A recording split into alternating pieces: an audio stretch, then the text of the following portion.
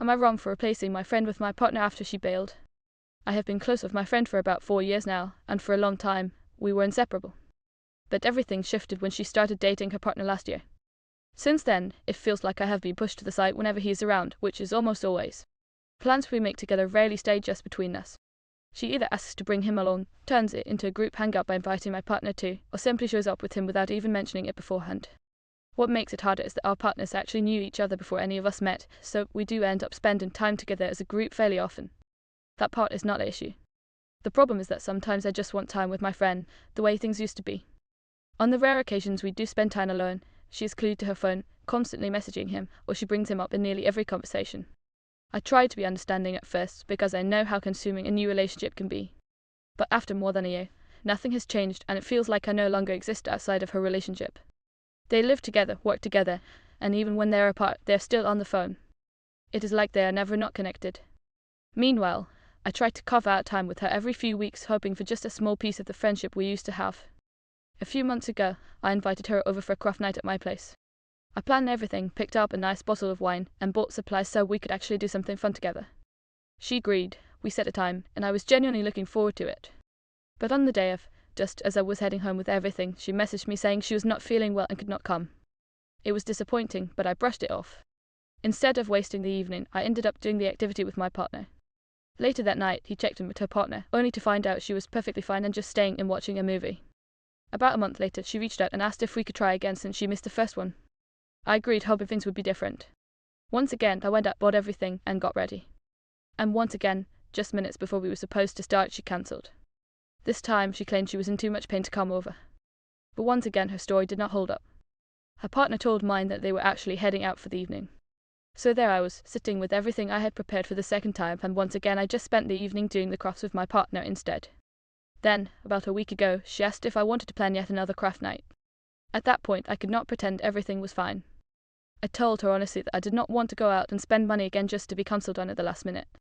That is when she turned it around on me.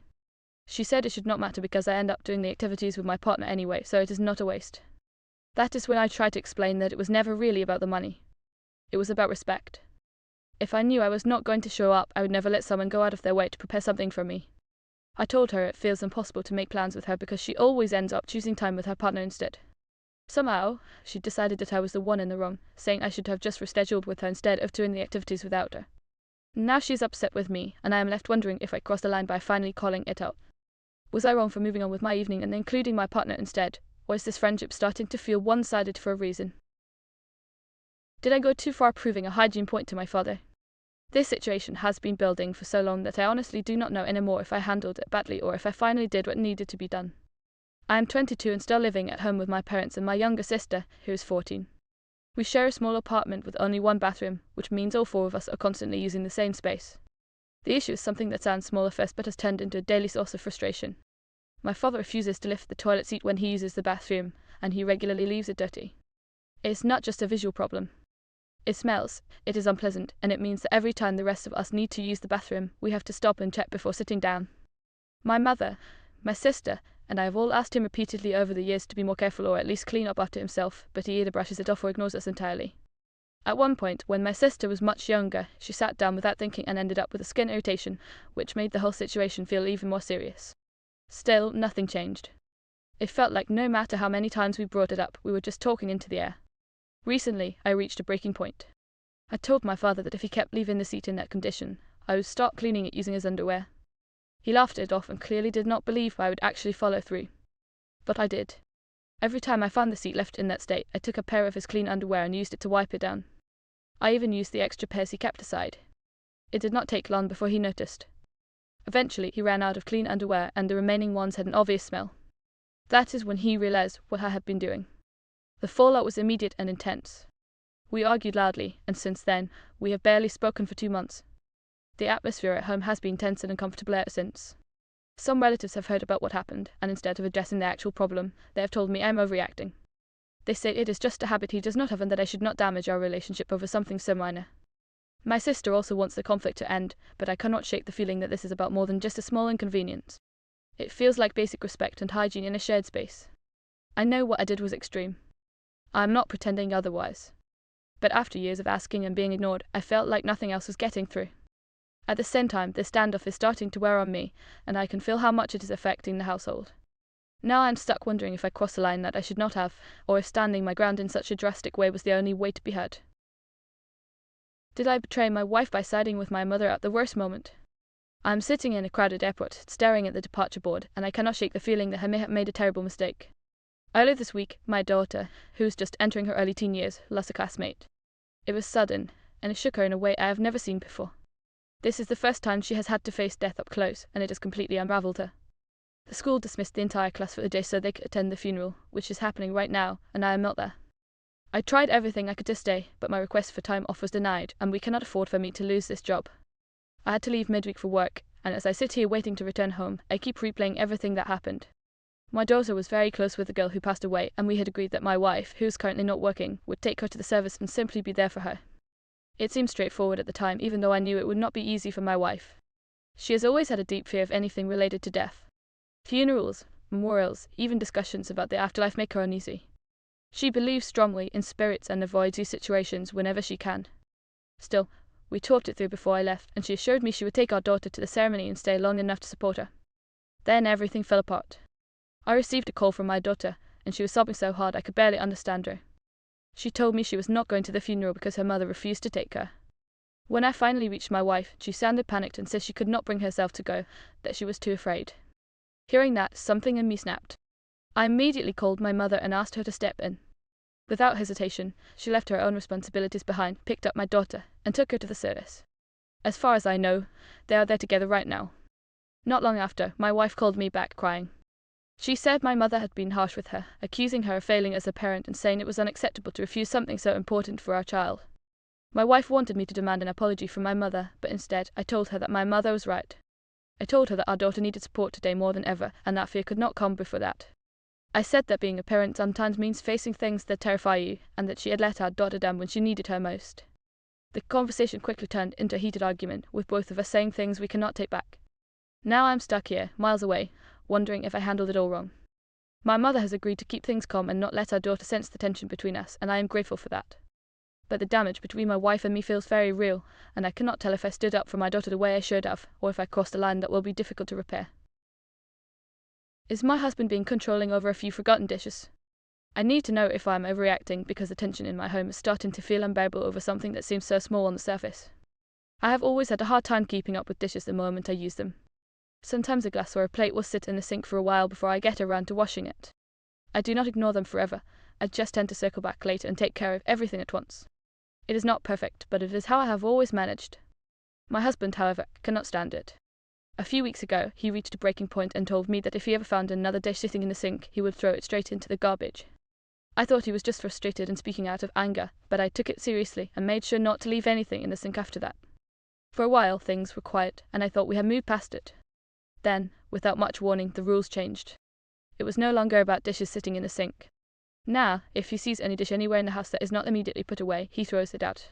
No discussion, no reminder, just gone. I did not even realize how serious he was until it started happening. One evening, I left a simple drinking glass on the coffee table while I stepped away, and by the time I came back, it had disappeared. Later, I found out he had already taken it out with the trash. Another time, I used one of the nicer kitchen knives from an expensive set to open a delivery box and forgot to return it right away. That knife is gone now too, discarded as if it meant nothing. Every time it happens, I feel this mix of disbelief and frustration building inside me. These are not disposable items, and it feels extreme to treat them that way over a moment of forgetfulness. I understand wanting a clean and orderly space, but this feels less like a preference and more like a punishment. Now I'm left wondering if my anger is justified or if I am missing something. Is this a reasonable boundary that I am failing to respect, or does his reaction feel as excessive and childish as it does to me? Did I cross a line throwing out my wife's memory jars? I have been married to my wife for nearly a decade, and for most of that time she has had this habit that I never fully understood but tried to tolerate. She keeps empty glass jars. Not just a few here and there, but dozens of them. All sauce jars, pickle jars, jam jars. She says each one holds a memory even though they are completely empty. Over time, they have taken over our kitchen counters, shelves, and even the window ledges, just sitting there collecting dust. I tried to ignore it for years, telling myself it was harmless, even if it felt cluttered. But last week something happened that made it feel less harmless and more like a problem. Our 5-year-old son reached for one of the jars because he wanted to keep some insects he had found. The jar slipped, shattered on the floor, and glass went everywhere. No one was hurt, thankfully, but it was enough to scare me. After that, I told my wife we needed to get rid of most of the jars. I was not asking to clear everything out, just to reduce what had become an overwhelming number. She refused. She said they might be useful one day and that each jar represented a memory. When I asked her to choose which ones mattered most, she could not. She would mention things like a jar from our first meal in the house or one from when she was pregnant and craving certain foods, but there was no clear line between what to keep and what to let go. We went in circles and could not come to any agreement. I felt like nothing was ever going to change, and I was still worried about safety, especially with our child around. So the next day, while she was at work, I made a decision on my own. I threw almost all of them away. I kept 2 that she had specifically described with clear meaning, but the rest went into the bin. When she came home, she noticed immediately. She did not yell.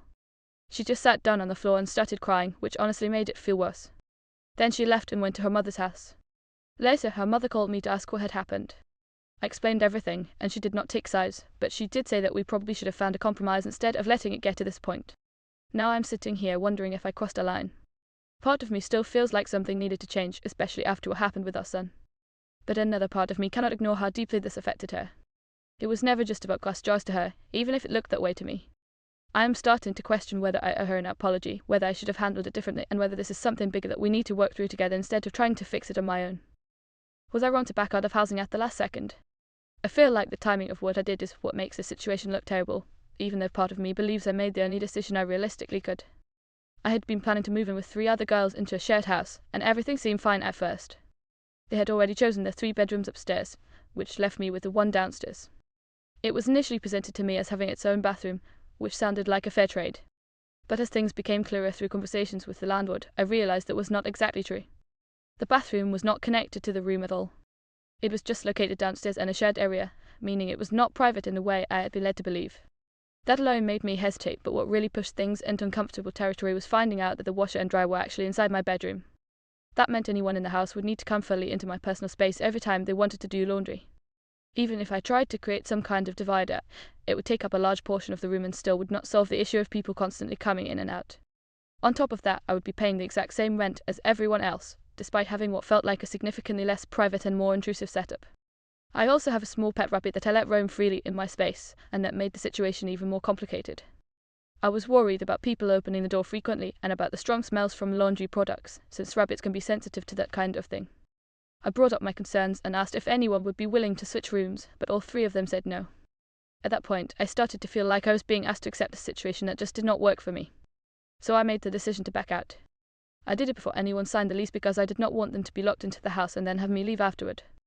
The problem is that I made this decision the very morning we were supposed to give the final answer to the landlord. I only fully understood what the room was actually like the night before when I finally saw a clear photo that showed the full setup. That is when it really sank in that I would not be comfortable living there. Still, I cannot ignore the fact that the others had already spent time searching for places, touring homes, and planning this together. Now I am going to be living alone in a 1-bedroom place, which I know will suit me much better. But I keep thinking about how this must have affected them, especially with how late I pulled out. I feel guilty for disrupting their plans, even though I also feel like staying would have been a mistake for me. So I'm stuck wondering if I did the right thing by protecting my own comfort and boundaries, or if the way I handled it, especially the timing, makes me the one at fault here. Did I ruin my daughter-in-law's birth plan by saying no? I'm starting to feel like the villain in my own home, and I need to know if I really handled this as badly as everyone is making it seem. My son and his wife have been staying with me temporarily after their house was damaged in a flood. A burst hydrant caused serious water damage in the area, and their place needs repairs that make it unsafe to live in right now. Of course I opened my home to them, especially with the baby coming so soon. My daughter-in-law is due in a few weeks with their first child, and since their home will not be ready in time, they set up a small nursery in my spare room. I thought everything was going as smoothly as it could under the circumstances, at least until this weekend, when I found out something that completely caught me off guard. I had assumed she would be giving birth at a hospital. Instead, I learned she has been planning a home birth with a midwife, using one of those inflatable birthing pools. And not just any home, my home. Apparently, the plan was to set it up either in the living room or, if necessary, to move my own bed out of the main bedroom to make space. I tried to take a moment and really think about it, but the more I pictured it, the more uncomfortable I became. My house is small. It is a 2-bedroom, 1-bathroom place, and I downsized years ago for a reason. The idea of a full labour and delivery happening in my living room, or having to give up my own bedroom for it, just does not sit right with me. It feels like a lot to ask, especially without talking it through with me first. So I told her that I was not comfortable with that happening in my home. I tried to be calm about it, but it did not go over well. She became very upset and said I was ruining her birth plan. My son backed her up and asked me to reconsider, even to apologize, but I cannot bring myself to agree to something that feels so invasive and overwhelming in my own space. Now the house feels dense, and I am being made to feel like I have taken something deeply important away from them. I understand that giving birth is a huge personal moment, and I can see why she is upset. But at the same time, this is my home, and I feel like I should have some say in what happens inside it. I am left wondering if I am being unreasonable for drawing this line, or if it is fair to say that some boundaries should not be crossed even in a situation as emotional as this one. Would I be wrong to push my wife toward rehab after our baby? I feel like I am walking a very thin line right now, and I cannot tell if I am seeing things clearly or letting fear take over. I'm 27, my wife is a few years younger, and we just welcomed our daughter into the world about a month and a half ago. She's perfect, and everything about becoming a parent has made me think much more seriously about the kind of home we are building. When I first met my wife, I knew she drank regularly. Most evenings after work she would have a few drinks, and on weekends it could be more if she was out with friends. She never saw it as a problem because she kept it to the evenings and stayed functional. To be honest, she was never mean or aggressive when she drank. If anything, she became more open and warm, which made it easy to overlook at the time. But I also knew she carried a lot from her past. Her childhood was unstable, and she has talked about how much she wants to build a different kind of life. I noticed over time that when her stress or old memories resurfaced, her drinking tended to increase. It seemed like her way of coping, even if she did not fully admit it. When she became pregnant, she stopped drinking completely. It was not easy for her at first, but she pushed through, and I was proud of her for that. It gave me hope that things might shift long term. Then, about a week after our daughter was born, my family came by to celebrate and brought a bottle of wine. That moment felt harmless at the time, but it seems like it opened the door again. Since then, she has slowly returned to her old habits. What started as an occasional glass has become a nightly routine again, usually a couple of drinks in the evening. I brought it up with her recently because it worries me. Not just because of the drinking itself, but because of what it could turn into over time, especially now that we have a baby dependent on us. She brushed it off and said she is just trying to relax, that she is not losing control or getting intoxicated. When I pushed a little more, she pointed out that I have used recreational substances occasionally in the past, which felt like she was trying to deflect rather than address the concern. Now I am stuck. Part of me feels like I need to act now before this becomes something bigger, and I am considering telling her she needs professional help. But another part of me worries that bringing up something as serious as rehabilitation might push her away or make things worse, especially so soon after giving birth. I do not want to shame her or make her feel like I am attacking her, but I also do not want to ignore something that could affect our daughter's life if it grows into a real problem. I am trying to figure out if I am justified in taking a stronger stance or if I need to approach this more carefully before suggesting something that's serious.